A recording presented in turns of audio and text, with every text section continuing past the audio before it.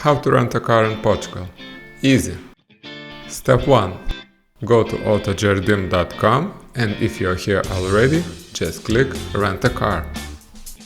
Step 2. Choose your destination and click Search Now. From here I will continue showing example from Tavira, but it's the same for every city, so just select a car, select insurance and you're good to go.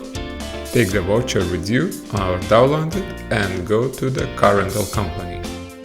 Before picking up your car, make pictures, make videos, just to be safe and have proof that you didn't make scratches or any bumps.